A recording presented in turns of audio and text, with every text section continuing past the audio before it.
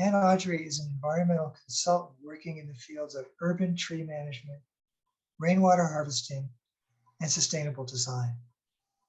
She edited a 350-page rain harvesting manual produced for the American Rainwater Catchment Systems Association, whose purpose is to train rainwater harvesting professionals.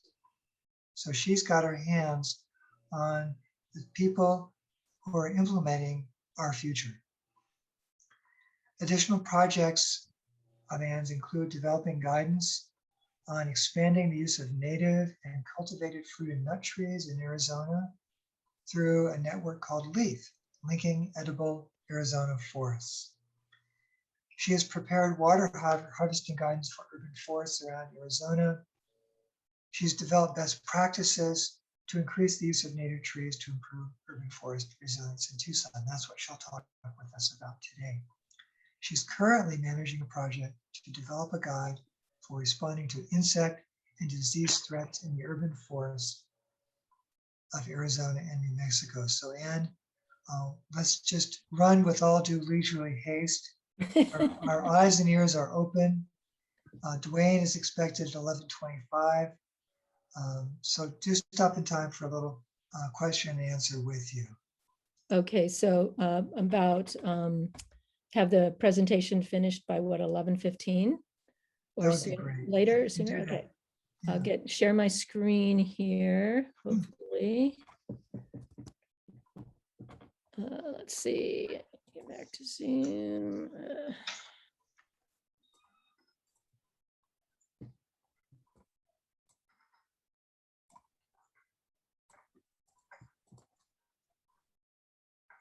Screen. Okay, thanks for your patience, folks. I'm really very sorry to have been late to this presentation, but I'm happy to be here now and happy to meet such a great group of committed people working to make Tucson a better place. Of course, if you're hanging out with Trace and Stuart, that sort of means that's what you're about. So I have nothing but respect for Trace and Stuart and all the work they've done over the years.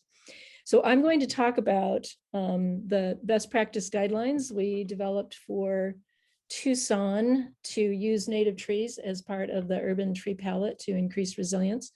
I'll take a little more time with the edibles in here. We have both edibles and non-edibles. I'm the author and the illustrator of this, and you can see some of our partners there. At the end of this presentation, I'm going to show you a link to the website Tucson Clean and Beautiful, where this presentation and all the other materials we prepared are available to download as a PDF. So you don't have to take notes. You can literally download this exact presentation whenever you want to refer to it again. So the way we've structured this is a short introduction, and then we go into 10 best practices. And I will click ahead on those. This document's about 50 pages long, and it serves as both a PowerPoint and a report. So I don't really need to tell you guys what kind of condition Tucson is in. Some of these graphics are provided for people who aren't that aware of it. And one important point in here is the percent canopy coverage in different parts of town. If you look at these bottom photos, you can see sort of a typical neighborhood on the south side with a very low tree canopy coverage, and a more urbanized is the Dunbar Spring neighborhood with very high canopy coverage. So this is all done with water harvesting. Definitely the same potential exists for this property. It just isn't being implemented yet. So we talk about in this, in our advocacy here, 2 different categories of native trees. Some are low water use natives.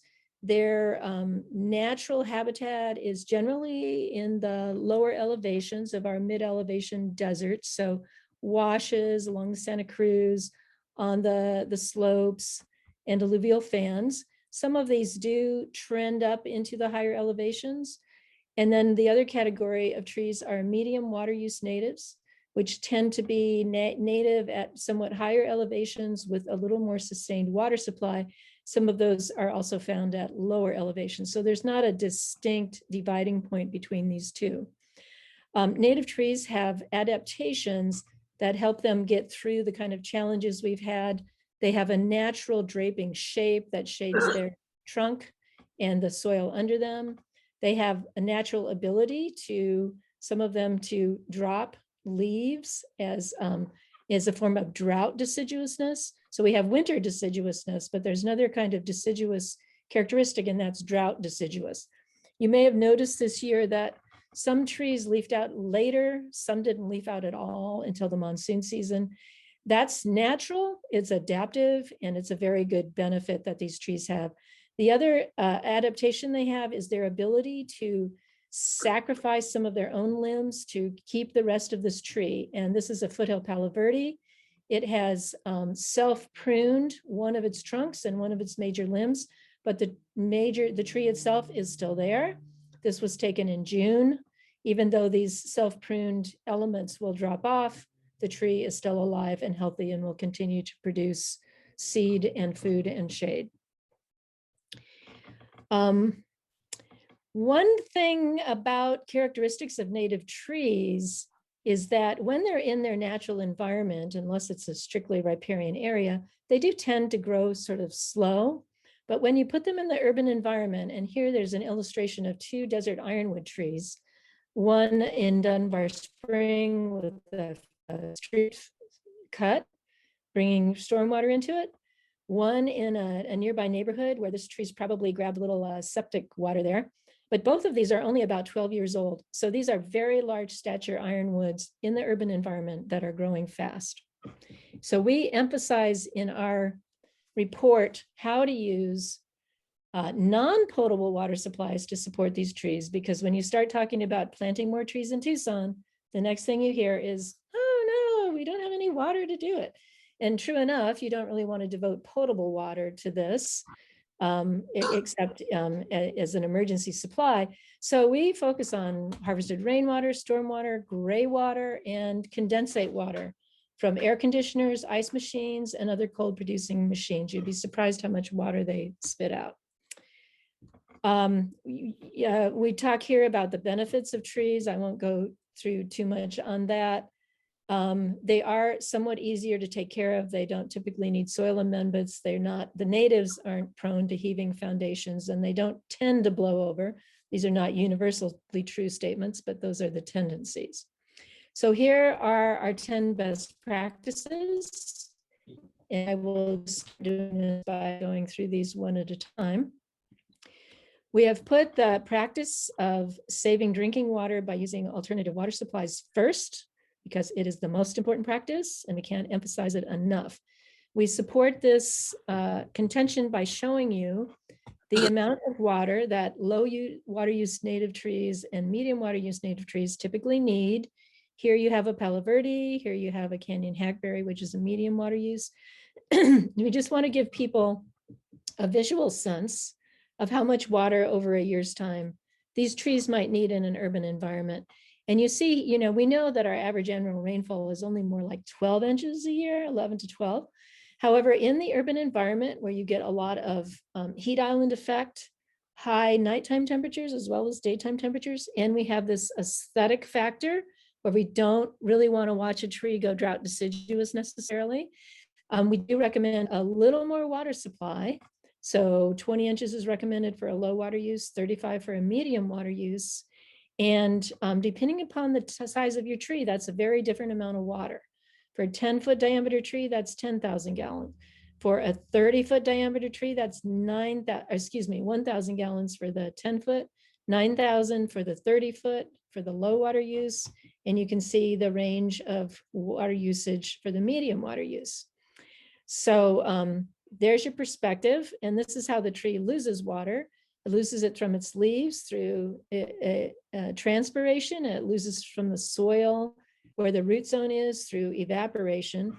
By the way, nice factoid, if our rainfall is around 11 or 12 inches per year, the evaporation rate is 70 to 90 inches per year. So if you have a full swimming pool, it'll be gone in 1 year's time. That pressure creates a lot of loss of soil moisture very fast, and we'll show you how to deal with that later. Here are some illustrations of runoff ratios, and over paving, you might get 80 to 95% of that water running off available to your tree. Over bare soil, there's less. And I illustrate some catchment ratios here for paved areas and earthen areas. This is not to intimidate people with numbers. It's to encourage people to visualize where their tree is, where the water sources might be. Let's support it. These don't strictly need, these are just rule of thumb sort of things. And they're intended to visually help people imagine where their water is going to come from for trees. We don't want to intimidate people out of doing this. One important thing about native trees and even all low water use trees in the urban environment is that their demand curve, how much water they would like to consume on a monthly basis, compared to our average annual rainfall, you see there's a big deficit there in both for medium and water use. April, May, June, your trees are going to be stressed, whether they're native or not. If we harvest water, there's still a deficit. This is with a 3-to-1 catchment ratio for low water use trees. This harvested line is the 5-to-1 catchment ratio recommended for medium water use trees. We still have a deficit. How do you meet that deficit? You use harvested gray water and condensate water during that deficit period if you need to supplement the water supply for that tree. Only use potable as a last resort. You probably have had other presentations on water harvesting, so I'm just going to flip through these quickly to just show you the kind of information we provide in the visual images. Again, the most important thing, I consider this report a graphic novel. You can read the words if you want to, but if you don't want to, you can pretty much track the information we're providing by looking at the photographs and the illustrations. So going through different strategies for water harvesting, some examples of these strategies where it shows the water supply provided, and going on to stormwater harvesting, showing where the stormwater collects, how it can be harvested, and some porous pavement models that get water into the ground without pooling it and making you slog through inches of water. Gray water information is covered sort of cursory, in a cursory manner here, just to introduce people to the idea of it. And we also want to illustrate what condensate is and how much can be produced. So this is just a residential outfall for condensate from an air conditioner. I happen to live in this house and in August on a daily basis. About 30 gallons a day came out of this condensate overflow pipe. So when you have an air conditioner in your house, all the humidity collects on those coils. You got to get rid of it. Usually it's just discharged to the sewer. But if you can access this, you've got a tremendous supply of water that's essentially distilled water that you can run out to a tree. There's some caveats on that. I won't go through them here. But this at the Building for Landscape Architecture and Architecture at the University of Arizona supports this whole palette of riparian to low water use natives using condensate water from these big buildings and harvested rainwater from their roof, and a little bit of, quote, gray water from a drinking fountain that goes into the same supply. They actually have a standing pond there. So it's incredible how much this resource is available to us if we start paying attention to it. You've seen water harvesting tanks before. This is a really important photograph in that it shows the Sonoran co-housing complex on the left, and literally right next to it is a conventional multifamily housing complex that has a bunch of trees on it, and probably more hardscape on this side. But because this is a depressed landscape in the sense of a recessed landscape that holds the water versus a landscape that deflects the water. This is the difference. Now they do some supplemental irrigation at Sonoran co-housing, but it definitely, this canopy is supported in large part by harvested rainwater. And I do think there's some gray water use there too. By the way, this giant eucalyptus and this other giant eucalyptus over here are both dead now. They didn't make it through the summer. So here's our vision of Tucson with the light colored green, low water use natives distributed in places where it's hotter, where harvested rainwater and stormwater are available, probably not additional gray water or condensate water. And then the medium water use trees closer to buildings and houses and infrastructure where they can get that additional water. What does that mean for supplemental water in these areas that aren't close to air conditioning and condensate? It means those trees have to tough it out. That's why the low water use natives are there. You might lose some, you might get some drought deciduousness, but by and large, they will survive because they are getting more water than they would in their natural environment. There's a lot of water coming off these streets. Okay, our next best practice, learn what the native tree characteristics are, so you understand where to place them and how to use them. And on the following pages, I just love this desert ironwood tree, which here it is in full winter canopy. Here it is in May, putting on its bloom, it's dropped its leaves, and it stays pretty much leafless throughout the rest of the foresummer until the monsoon comes, and then it turns back into that. Beautiful adaptive tree that grows fast and is very long-lived. So let's talk more about the ironwood because it is one of the food producers. We recommend a 3-to-1 catchment area ratio. It's listed here. We show that its natural growth rate is slow, but in the urban environment, it's faster. We show how it's drought resilient. It has very fine hairs on its leaves that deflect UV rays. It is drought deciduous. It can handle really hot temperatures. It's cold tolerant to about 20. Some people say these are not good city trees because they're cold intolerant, but the truth is you can get below freezing, for a short period of time, and these trees are going to be okay. It self-seeds. It's good with hot wind, and you can see its natural range here, which is the same characteristic as the Sonoran Desert itself. Here is its natural habitat. Look at its lifespan. They have found some of these trees that are 1,500 years old.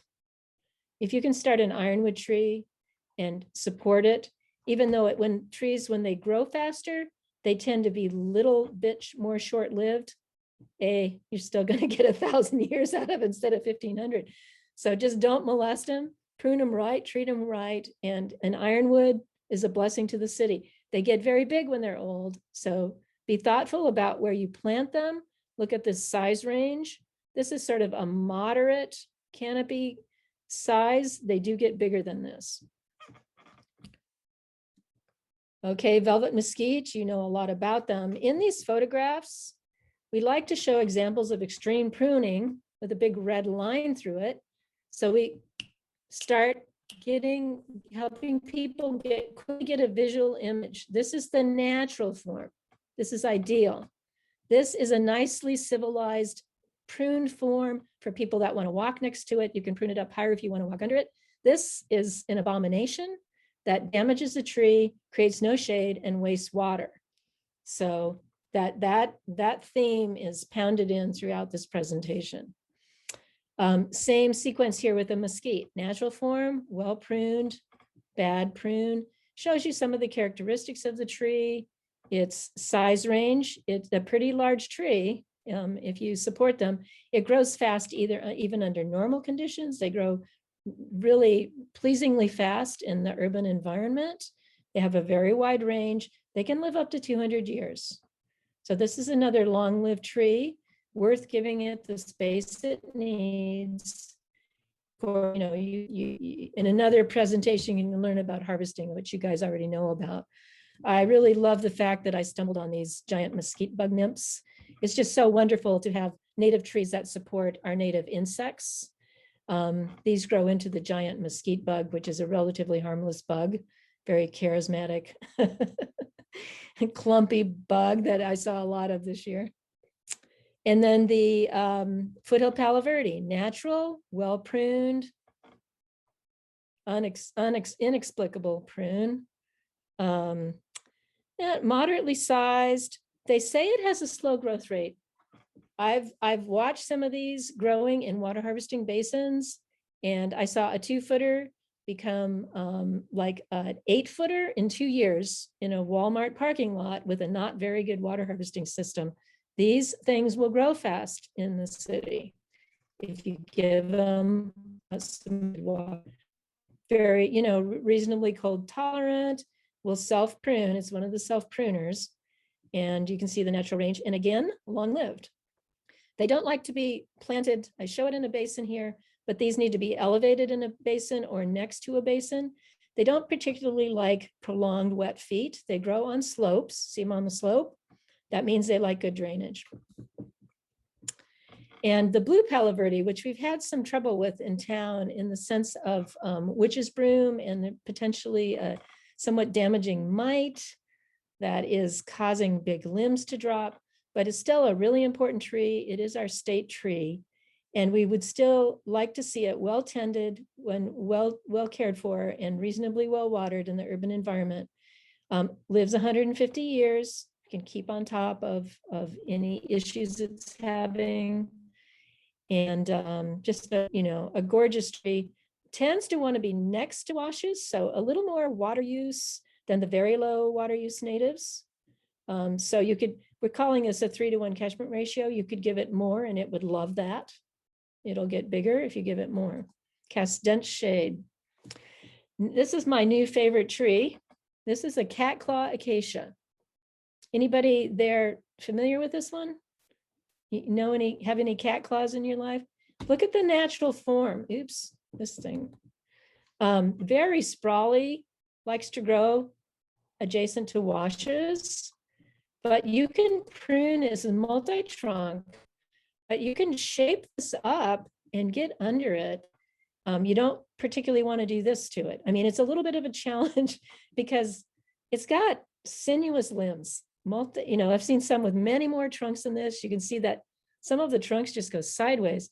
But if you work with it from a young age, you can really adapt it to the city. And I'll tell you, when I was watching the natives try to leaf out this spring, boom, cat claw acacias were just in my face. They were the first ones to leaf out, very dense canopies, huge seed production. And they just rode out that whole bloody hot foresummer. And then they loved it when the rains came. This is a tough cookie tree. It is very spiny. See its thorns? They don't call it cat claw for nothing. It's a spiny, gnarly young tree. But as it gets bigger, the trunks themselves clear of spines. And Brad Lancaster told me that one of the preschools here has an old cat claw that's basically their playground tree, and the kids climb all over it.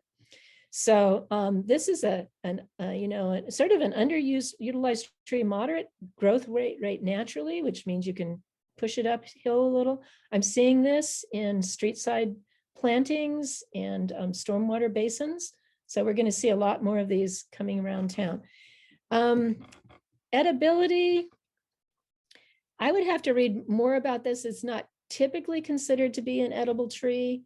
It'd be interesting to do a little more research on how Native Americans used it. Sometimes seeds can dry out and be ground, even though you don't walk up to the pod and chew on them.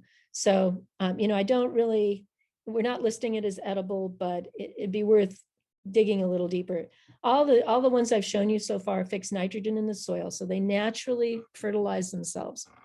Palo Brea is, it's actually from the Sonoran Desert in northern Mexico.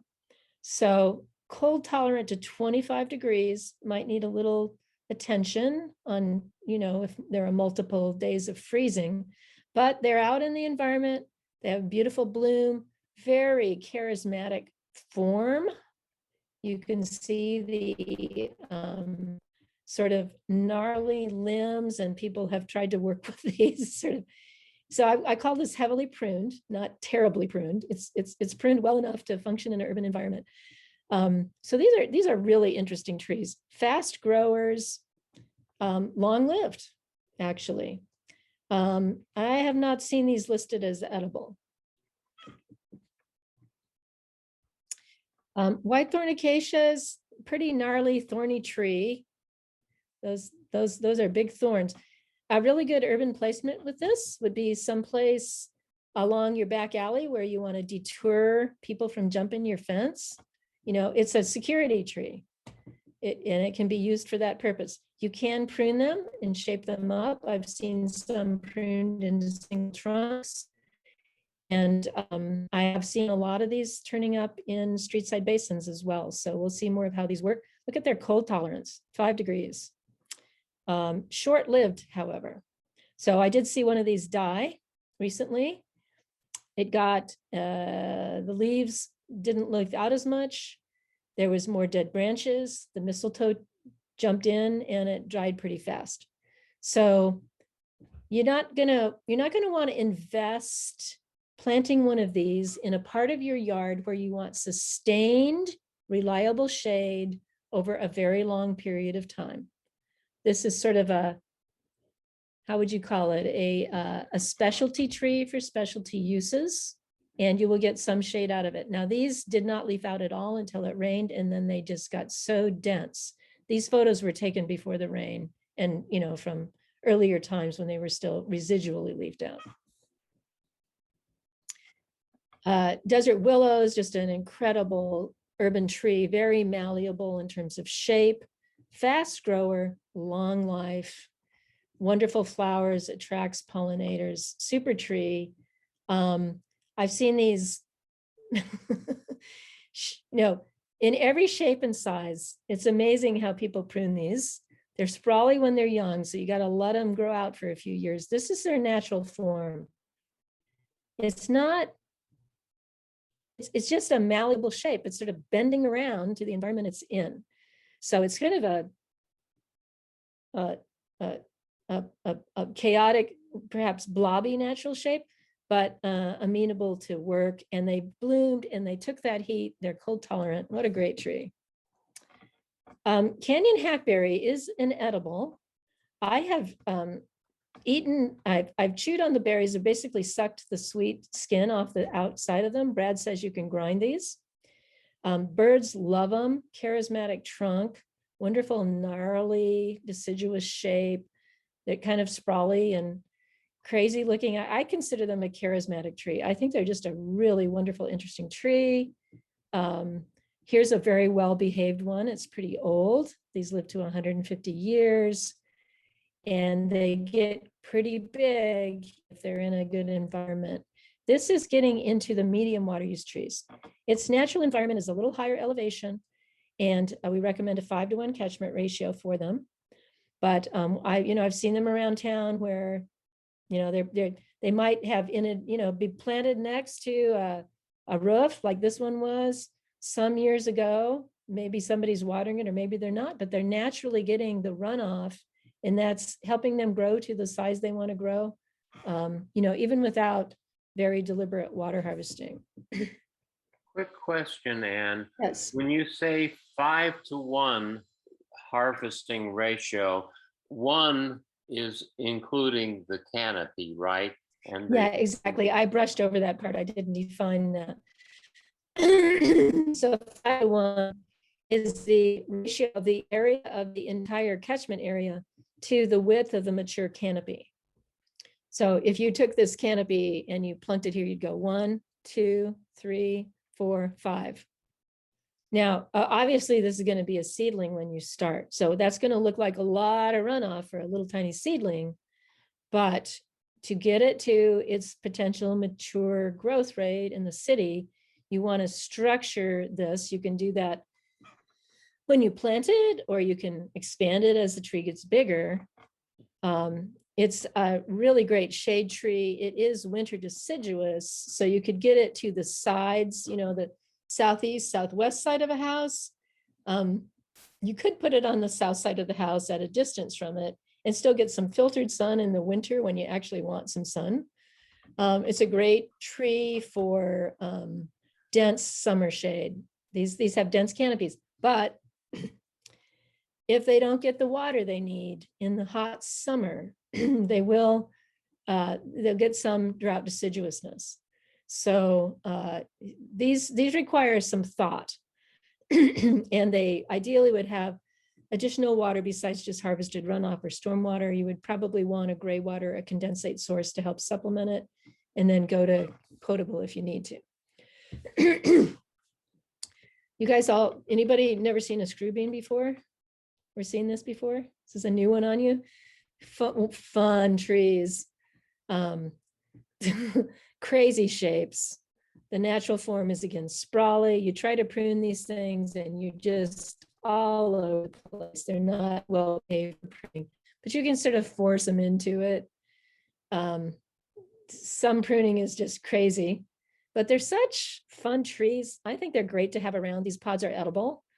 A 5-to-1 catchment ratio. This is a riparian tree, a true riparian obligate tree, which means it needs more water. They don't get huge, and then they might live 100 years. They don't really know. The tree ring people have a very hard time aging native trees because they don't necessarily have the same tree ring formation as, you know, broadleaf trees in temperate climates with a distinct hot and cold growing season. Those have very definitive rings. Our natives don't really have those same definitive characteristics. It has a wonderful shaggy bark that's really interesting. And you know, if they live 100 years and you get one in your yard where it can get a little more water, you can work with it to create a pretty fun tree. Now we did bring in some medium water use trees from higher elevations into our recommendations because the committee of people who provided input on this wanted to include trees that work well as single trunk trees, as patio trees, as non-spiny trees, as flowering trees that are interesting. So kidney wood sort of falls in that category. It's relatively short-lived. Very fatty canopy, nice smelling flowers, interesting trunk, a little bit, you know, you can shape them. Not all of them are shaped well. Feathery leaves, so it's a sort of a pleasing tree. I don't know if you're familiar with this one. Anybody know the Arizona rosewood? Familiar with that? It's a big round ball shrub. That's what it wants to be. You can force it into other shapes, but it stresses them out. Flowers and gets interesting seed pods, short-lived, but this is your quintessential oleander alternative. Native, 5-to-1 catchment ratio, not toxic, supports, you know, native wildlife. So this would be, if you're trying to create a visual hedge, this would be a good one to think about. And the feather tree, the Lysoloma, which is another one that's has a very isolated sort of natural range, but grows well in Tucson. All of these photos were taken in Tucson. You can get them as sort of a patio scale tree. They can get quite large, you know, up to like 30-foot diameter and 25-foot height. Moderate growth rate, relatively short-lived, but you know, I'm tracking one. This one's at the University of Arizona. I could probably figure out when this was planted and see how long it lives, because maybe under urban environments with good care, they'll live longer. And finally, our little leaf ash, because you can make it single trunk. It's a small stature ash. It can be shrubby. It can be tree-ish. It you know, sort of changes leaf color and drops them. It's, you know, one of those patio trees, short-lived. People want to have some of these alternatives, so we included them. No thorns, inconspicuous flowers, but a good tree. And here's a bloom calendar, which is in the book. You can digest that later. We do encourage the grouping of trees and the planting of understory with them. Here are natural situations where you see understory. Here are urban environments where you see understory. These trees can do it if you give them enough water. And having understory greatly increases your diversity and color and interest and food supply and pollinator plants. Running out of time to do much more, but I'm just going to flip through these pages and show you what you can see if you go to the report. Tree placement, planting and seeding techniques, a lot on creating your water harvesting basin, how to place the tree relative to the basin, what to do with caliche, what to do with the root ball, very important. And you do need to raise that tree. This tree is actually on a mound here, so that the trunk isn't constantly inundated. And then add mulch, because we're going to lose that water unless you put a little blanket on it. Some updated recommendations about how much mulch to use, whether it's organic or inorganic. And important one to point out here, if all you have is direct rainfall, just an inch of mulch. You want that rainfall to be able to penetrate to the mulch in the soil below the mulch. If you have runoff coming to it, you can do 2 inches or so of mulch, 2 to 3 inches to create more. Keep it away from mulch, away from your trunk.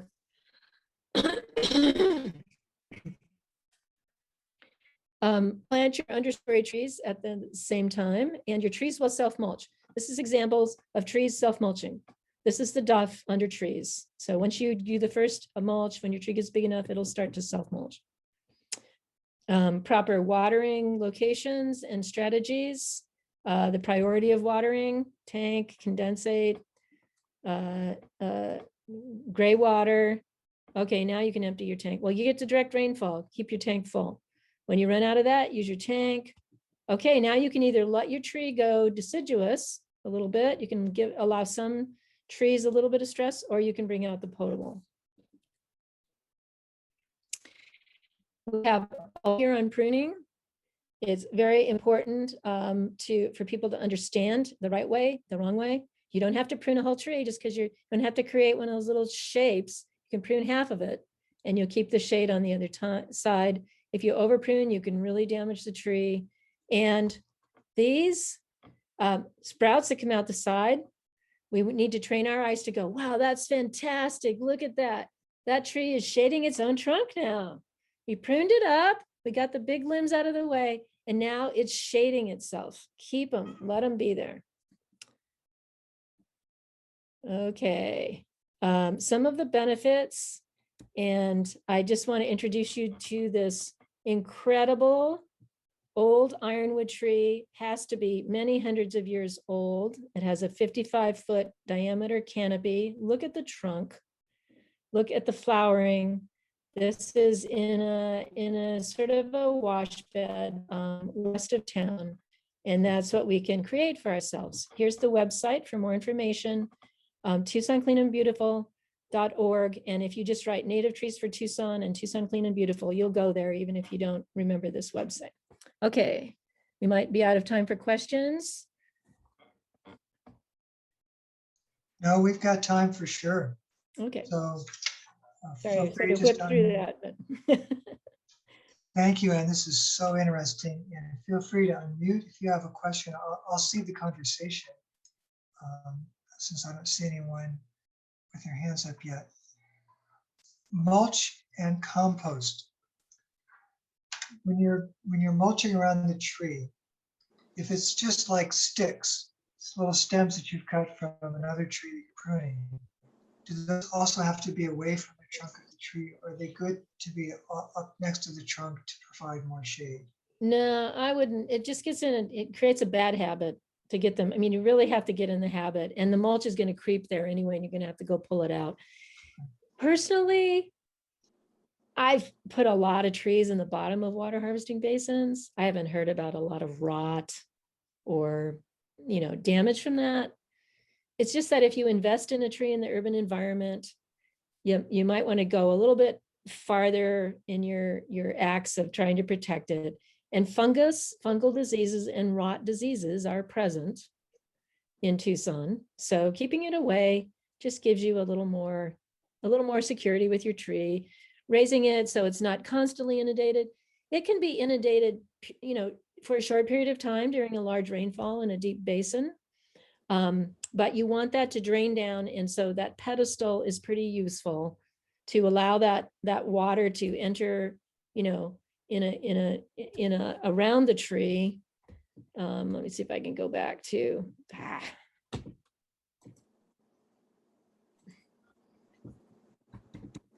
it's called a donut. So you really want to be making a donut around these trees. And that helps you in controlling your mulch as well.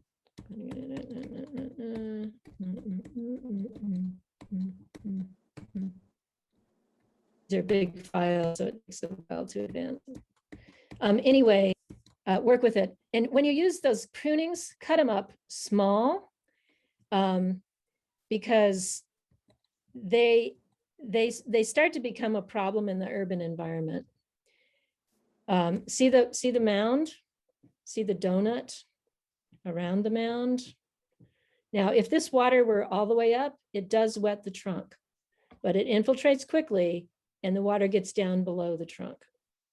So you see that distinction? And that also, I mean, sometimes, the root ball on this might be like that.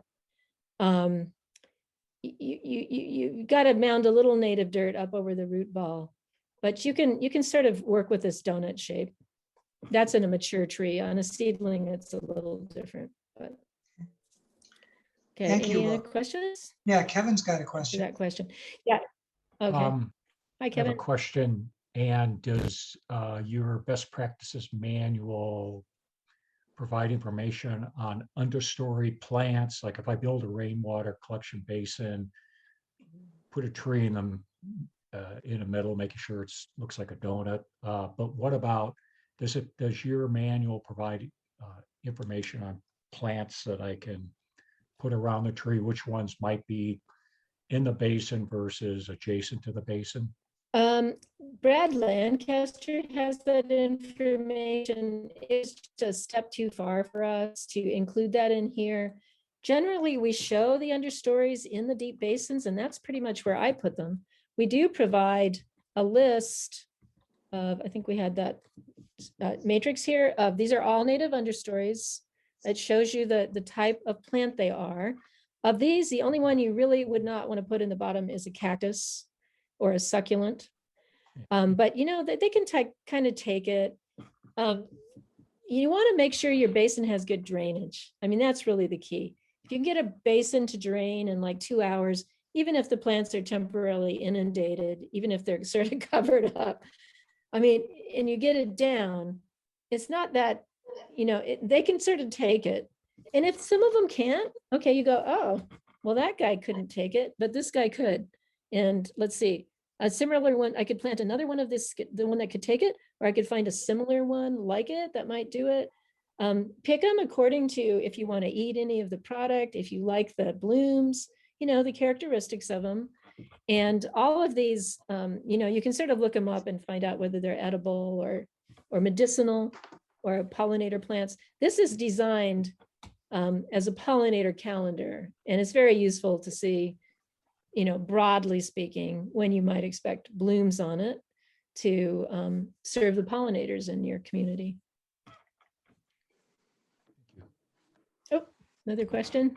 Kim, do you want to ask your question? Oh, right. Yeah, I have a lot of acacias in my yard, and I always thought they were cat's claws, but I think after this presentation now, I think maybe they're white thorns. They get like little round yellow ball-like flowers on them that smell sort of like a light rose. Right. Is that white thorn? That could be one of two. It could be the native white thorn because they get little yellow blooms, and or it could be the sweet acacia, which is not native to the Sonoran Desert, and is more than likely what you have. If it's a very kind of vertical tree form and a fairly big canopy, likely it's the sweet acacia, because those have been planted very heavily in Tucson for many decades. People in the day, I doubt many people sought out a native white thorn to plant. So you probably have sweet acacias. And they've had some problems in the drought. You might have noticed some drought stress on it in the early part if they're, getting to the end of their lifespan. They have a relatively, they're sort of like that 50-year lifespan. If people don't know how long a tree lives, they generally say 50. It's not really nuanced. So that might be what you have. Yeah. Okay. Yeah. Thank you. And Trace? Yeah, and I'm curious if you've ever tried to estimate how many trees we might actually grow using our rainfall as the primary water supply.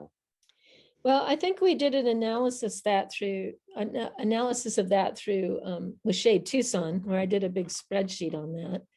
And essentially, it seemed like we had enough. I mean, we're talking about 3 million trees, weren't we, Stuart?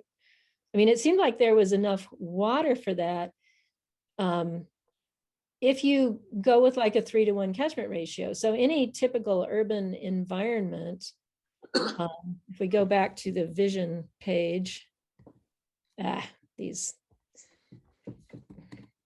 sluggish large files. The PDF at Tucson Clean and Beautiful is a compressed PDF. It still has high resolution, but it's not this sluggish. Oh, there's the vision.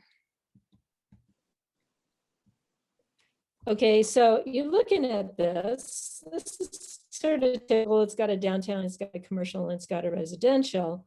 If you do the squint test on this, and you sort of squint and you go, well, that's sidewalk, that's parking lot, that's street, that's rooftop. I mean, you're totally at least a 3-to-1 catchment ratio for the canopy area of these trees. And, you never completely cover a parking lot in trees. You might get more trees around your house, but then you have those additional supplies of gray water and condensate. So we do have enough water in our city, and every site's a little different, to really push the envelope on our shade canopy. And you have nothing to lose by trying it.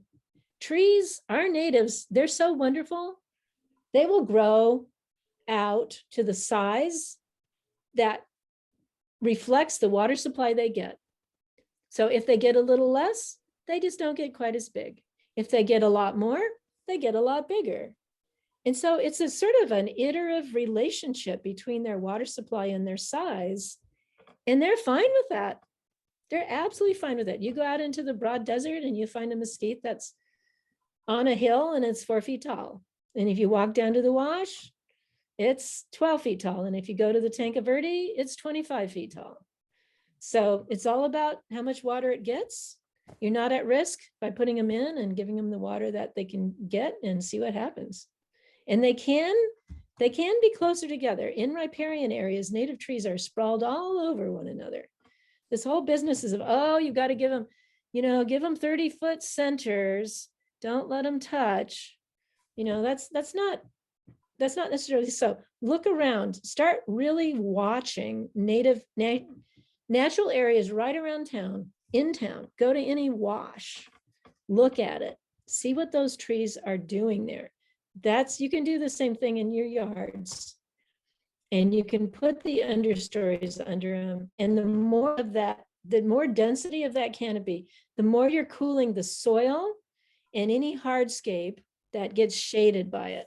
I'm not sure where that picture is, but in the morning, these trees are casting shade all the way over to there. In the afternoon, they're casting it all the way over to there. And the denser that row of trees is, the more shade there is. Go to the Target parking lot on Oracle. Tremendous example of water harvesting in a commercial parking lot. And you will see trees grouped like cows. You'll see cars grouped like cows under trees. People seek that shade. And it changes in the time of day and the seasons. So don't be afraid of density. And that's a beautiful image to end with, because we are thirsty for shade. We are hungry for shade. We're craving shade. And you're speaking the language that we all know. And you've done it with intense detail.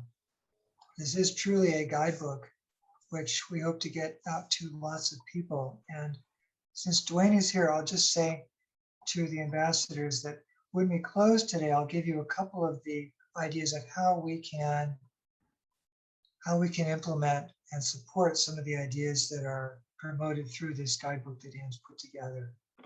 The short answer is join our speakers club. We're going to have a training for speakers so that they can start giving talks.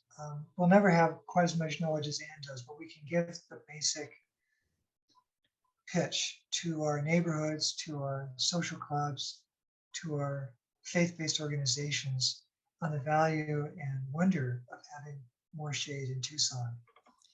And at the website, at the Tucson Clean and Beautiful website, you'll find 3 other products there. One is I believe it's 14 pages long. It's a handout that is basically the report that's compressed.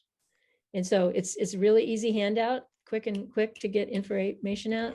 There is a 2-sided brochure that lists the trees and where to go for more information. And there's a beautiful poster, which is shown at the end here that you can download and print just to sort of let people know how gorgeous these trees are. I'm doing like sluggishness right now. You can print it out on a note card or an 8.5 by 11 or poster sized and use it to highlight our beautiful trees. Where are you, buddy? Where's my oops? Dang, there it is. Yeah. It's taking a while to show up on our screen. Oh, okay. But there it is. It's the back page of the report. Oops. I probably just exited it. So anyway, it's there. You can download the PDF. Okay. Thank you, everybody. Thank you, Anne. Sorry I was late. I did not fall off a cliff and get eaten by coyotes. Yes, Thank we're you. so glad. Thank you again. Yeah. We're going to make a gentle, soft, curving turn to the topic of energy and climate solutions that Dwayne is specialized in. And of course, feel free to stick around or if you need to slip out. Yeah, I probably need to go get back to my own work if I can figure Okay. out how to do it. Okay. Yeah. So thank you, Anne, and thank you, Dwayne, for coming. I'm not sure whether you got any questions for people. The mailing that encouraged them to ask you the questions ahead of time didn't go out till yesterday accidentally. But I did get an email from Kim and responded to that. okay. Stuart, do you want me to end the recording or keep it going? We can keep it going since Dwayne's got as much content as anyone in the room. And Dwayne, if you want to just share a few ideas to seed our thinking. Well, I can just mention a little bit of progress on the things that I brought up during the presentation I gave a couple of weeks ago. One pleasant surprise was that at Sustainable Tucson's meeting last Tuesday evening, a journalism student named Emma, I forget her last name, asked for story ideas. And I definitely had one because I've been wanting to investigate these apartments down on Country Club and 6th Avenue that have solar and advertise that the utility bills are included in the rent. And I wanted to know how that all works. So she's going to look into that and write something up in an excellent journalistic style that I saw in some of her work. So that's really encouraging. It's that kind of thing that I have on a back burner and would like to do, but I don't, I'm not a journalist by time investment, have been somewhat in the past. Anyway, there's that. That's a good news. This solar co-op here in Tucson is going to launch next week on Wednesday. And I don't know where Jack is today, but Jack is going to be working with me on promoting involvement in the solar co-op. And I don't remember whether at the time that I spoke with you, I had a website up for the Energy Transformation Working Group and the electrification project but I have started, I've got something started at a domain that I control, mainly because Sustainable Tucson's technical ability to make putting web pages up needs a little work. So I'm kind of doing this on my own website for the time being. It's at renewnow.us. And the idea is to give people a resource for electrification, the ins and outs for residential, commercial, what kinds of tax incentives are out there for getting a heat pump water heater and that kind of thing. So that's also fun. And both this co-op and that electrification effort are things that the Energy Transformation Working Group is in very welcoming state of being for inviting more people who might want to participate to do that. So, but in the meantime, we'll work with the energy that we've got. That sounds wonderful, Dwayne. And Jack and Isla are up at, what's that lake? Apache Lake right now, and we're going to try to find a way to tune in, but apparently that didn't work for them today. Let's see, Kim, did you want to add something? Yeah, can you explain like how does an energy or solar energy co-op work? It's basically a group buying exercise. You get 150, or the last time they did it in Tucson, it was 168 people who are interested in getting solar.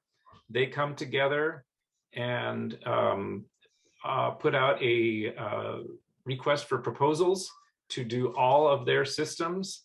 And the idea is that by having that leverage of a large number of installs, that you can get a little bit of a financial break on the price. It's not a huge break, but it's some, and it's significant. And I think there's also an element of camaraderie as people come together, both that are in this similar position of wanting to do solar and can answer each other's questions and have just a little bit more of a communal experience in the process of getting solar on their roofs. Does it also have a way where they can share energy or benefit from being a large group, like as far as battery storage? If somebody's generating a lot more energy than they can use, somebody else could benefit from that? That would be a wonderful thing to be able to do, and that's the level of how would you say, of community solar that would require some action on the part of the Arizona Corporation Commission to allow it to be possible. Right now, if you are not a utility, then you do not have the right to sell energy. and you can't buy energy except from a utility. So that is not true in other jurisdictions, but that's the way that's the law of the land in Arizona at this time. Wayne, right along those lines, can they put a charging unit off of that community solar or battery storage at all, just for their own use? You mean on your personal solar installation? Well, I was thinking of maybe on the whole system having one place for battery storage, but that may not be practical. He does have some battery storage projects. The most recent one that they added was at the Wilmot, kind of on the south side there, Wilmot. But there are like 3 or 4 battery storage projects that the utility uses basically to supplement their good resources. And was your question in regarding to EV charging in connection with that? Yeah, the two together, I was thinking. I think that's a great idea, and I'm not aware of it in a concrete setup like that at this point. Okay. And the other question I had is, how contiguous do these 168 people have to be? No, it's Greater Tucson. It's all over. Okay. Yeah. All right. So Dwayne, the Watershed Management Group has a co-op program whereby you invest hours helping someone install their rainwater harvesting system. Usually it's passive, I believe. And then if you've done that enough times, then your house gets to be the recipient of people's efforts. This sounds like a different kind of process, the solar co-op. Solar installation doesn't quite lend itself to the volunteer work element as much as land works. But yeah, the idea is basically pooling energy and financial things. There's also, they're adding this time, I think they have grant money or some kind of donation money for 3 systems to be installed for free for lower income folks.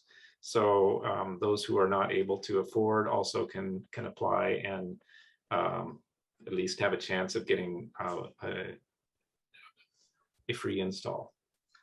So let's say that, how many people, 160 people need to sign up? Last time it was 168. This, I think that it just depends on how many people get in, and then there's a process that during which some people are going to opt out. You know, you don't make a full commitment right off the bat. You kind of put your bid in or put your idea in, and then there's a process of meetings and decisions about who's going to do the installation and how much it's going to cost, and then there's a more formal decision at a, you know, down the line, a couple months after some months of this process. So what makes it a cooperative? The fact that you are all ending up hiring the same provider to do the work, and there's some kind of discount? Theoretically, there is. Honestly, I don't know what level of savings are there compared to just a direct contract with an installer. But that's the theory. That would be the purpose of doing it as a cooperative. I think yeah, that would, and if some people like to the group process element of it, I think that could be a draw as well. Neat. Well, Kevin's been waiting for a while. Dwayne, I wanted to kind of get your thoughts about hydrogen. If you've looked at that as something that could complement the use of more renewable energy. I know that there are some hydrogen sources that could be problematic because it's a fuel's made from natural gas, and I was curious about. I guess I've stumbled across other ways to make hydrogen that could be used as fuel, especially in the transportation sector. Through water electrolysis systems, which could be powered by solar or wind, maybe in the evenings, and that you could have a little hydrogen manufacturing plant that could be close to where you might have that could be used to fuel trucks and construction equipment and stuff like that. Do you have any thoughts about that? I will summarize them in a couple of major ideas.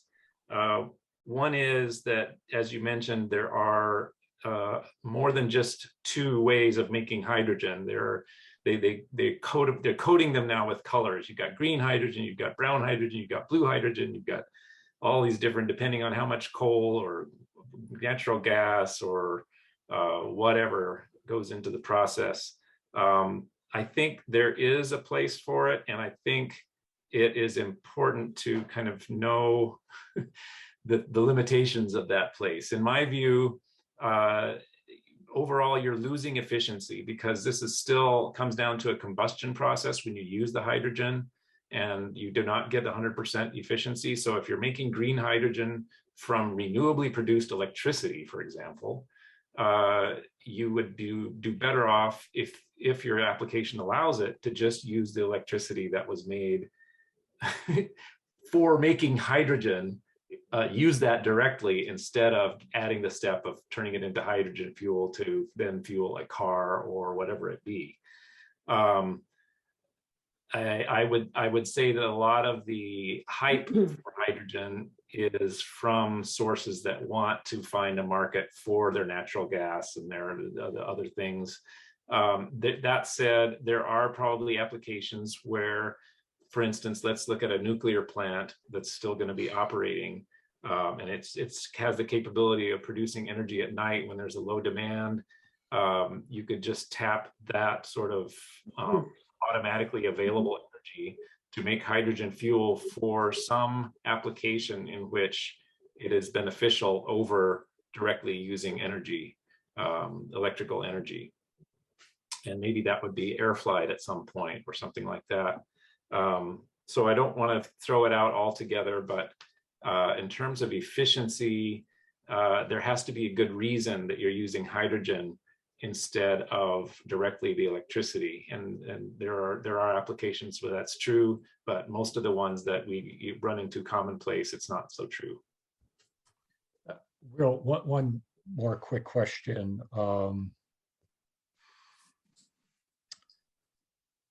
Natural gas, is there a role? Okay, I get the problem with building new natural gas power plants because we're going to be, you know, those plants are going to be in operation for many, many years.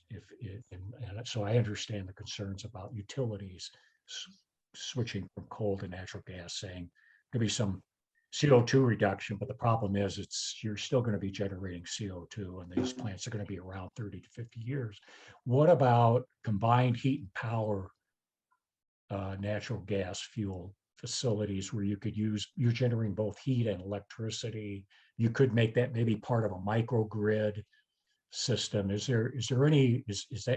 CHP, is there a role for combined heat and power systems that rely on natural gas? In Arizona? Generally. There's not a lot of demand for heat in at least in our part of Arizona. What about for like hospitals or? I would say hospitals in southern Arizona also probably don't have a big heat need for heat per se. Okay. And you mentioned CO2. The other thing is CH4, the methane that leaks from the production processes, as well as the distribution network, has become, I would say, deservedly under close attention, not only from our federal government, but all of people who are monitoring what the greenhouse gases are. CH4 is probably as big as CO2 issue for gas, which is what makes it less attractive as what it was called 15 years ago as a bridge fuel until we get enough renewables. So I would say, I think the argument that I hear for gas is that people like to cook with gas. And that's sort of at the personal level. And we have accustomed ourselves to electric, including induction cooking, and find that fine to get used to.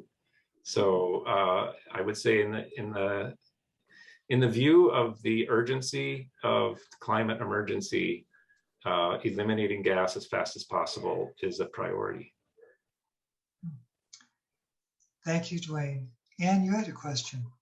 Yes, well, not really a question. I just wanted to say, and linked to the Tucson Solar Co-op, I was one of the people that installed panels last year. And the reason I did it, first I joined United Solar Neighbors, and then TFS was the installers. And I don't think I ever would have done it if I didn't have that. It gave me, structure and an infrastructure around me that I didn't have to scramble trying to find someone who would answer questions, someone who would explain how the financing goes and all that stuff. It was really a containing structure for someone like me who, didn't know how to, wanted to do it, but didn't really know how to. And I can't remember how I got contacted by United Solar Neighbors, but I did, and I went to a webinar, and then everything, and it just became, oh, yes, I'm going to do this, and I did. There will be. Yes, I don't even owe any money to Tucson Electric. They're giving me, I've got a credit with them at the moment, so that always cheers me up. And I think you came to my house too. I think you were one of the people that came. I'm not sure, but yeah, they were great. It was really good. There will be 3 webinars this fall for the current co-op. So you can go to any one of those. So Oh, great. people who don't Okay. hear about it right off the bat still have 2 more opportunities. Okay, great. Thank you. Dwayne, looks like we've got 3 questions that'll take us close to the end. I'll need a couple of minutes for quick announcements. So how about Stephen, Kim, and then Trace? Yeah, I just had a real quick question, Dwayne. Can you virtually join this co-op? In other words, can I take my solar panels I already have and put them into a co-op? And would there be any advantage to it other than I me think- knowing the other people? Well, that's a good question. I think the co-op is sort of structured as a purchasing thing. So I'm not sure whether that would feel out of place, given that you're not going to be purchasing a system. All right, I already but- purchased it, and I'm used to being out of place. I would. I think there's lots of room for using the solar co-op as a means of encouraging others, whether they know about the co-op and are interested and are going to be in it, or could become interested. So I think from that angle, yeah, you could be involved in letting people know about it. You could ask about sitting in on a meeting, given that you're not a potential buyer. I'm not sure how the Solar United neighbors would handle that, but I think they would welcome people encouraging those who are gathering for that purpose. Yeah, I like the idea you mentioned earlier of building a community Yeah. and through these co-ops. So, okay, that was it. Thanks. Yeah, I wanted to ask, what is the average life of a set of solar panels before you would normally need to replace them? And what are some other common repairs that are usually needed on solar panel systems? And, what kind of money are we talking about when you need to do some repairs? So typical lifespan of solar panels is, well, the ones that we're installing now mostly are warranted for 25 years. And they can last longer than that, 30, 35 years. There are that warranty in the case of one brand, which includes the inverter under each module. It's called a micro inverter. That warranty covers also the inverter. In the 6 years that I've installed, earlier in those 6 years, most of our systems had a central inverter.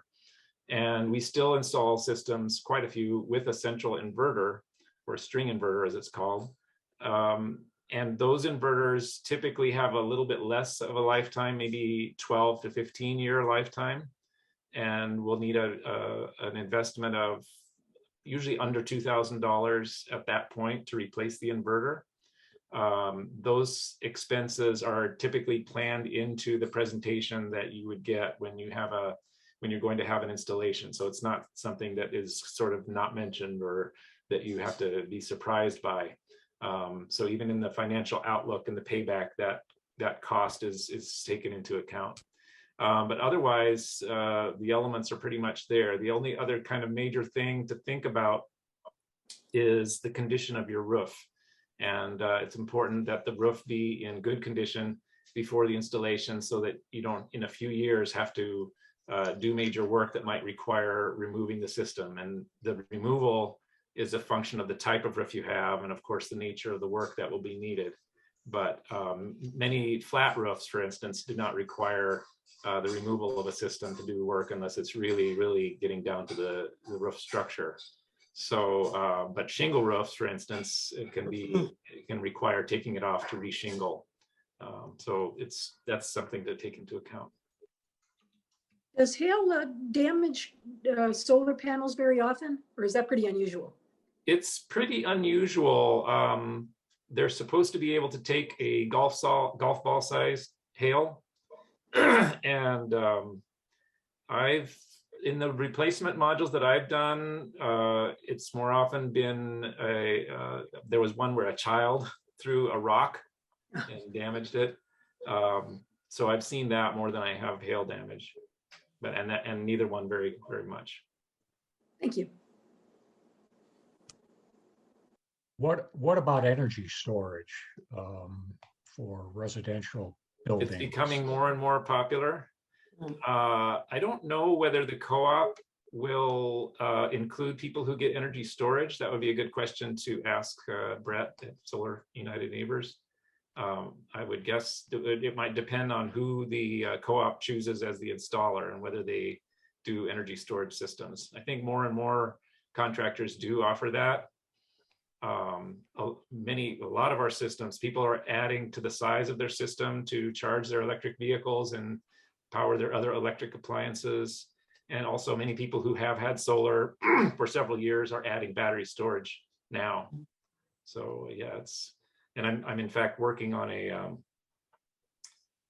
a modeling tool that will help contractors and customers understand what would happen if they added batteries to their system. What kind of benefits would they get from that? How much more of their own energy would they be able to use? How long would they be able to power their house in the case of an outage?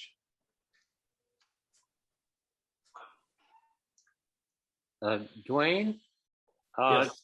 a sort of a contextual comment. A third of all households in the entire metropolitan area are rentals, and almost half inside the city limits. So I'm guessing that between a quarter and a third of all electrical customers don't pay do pay their own utility bills. And so what is available for rental owners? That is why I'm really interested in what Emma will find as she does her journalistic investigation here of how these apartments, it's not just one complex, it's several complexes that are right together there at Country Club and 6th, how they made that work. And I haven't found that there is a lot of regulatory how do you say this, planning, so to make it make sense and be easy to organize, because yeah, you have that conundrum of the tenant is the one that has the utility account and the owner is the one who has the right to install things on the roof, and you got to get everybody together and come up with a financial arrangement that works for everyone. And it does happen, and there are regulatory things that can make it easier, but I think often it just does come down to doing some of that connecting work of getting together landlords, tenants, and other people who have the ability to make financial things work for everyone's benefit, because you do get the financial benefit. You just have to find the right ways to get those benefits spread appropriately to the owners and the tenants. The other complexity I'm encountering is that inside the city limits, most of the houses are terribly inefficient. And so it's possible to really use a whole lot more energy just by having bad habits. And so I have over the years encountered a few tenants who just took every opportunity to waste everything that they didn't have to pay for. Yeah. So it's, unless you've gone and spent tens of thousands of dollars to make the building itself much more efficient, there's a danger of only the most inefficient tenants looking for those free utility bills. That's right. So yeah, that's why it's important to structure things in a way where you don't lose the incentive to live responsibly with your energy use. Yeah. And I don't have an experience as a landlord, but I would really like to learn about that from your experience and others of ways that would make those things click. It is rare, but it has happened. So Carol reminded me, yes, I have a little bit of landlord experience from when we were in Chicago. We had a 2-unit and we rented one of them, lived in the other. So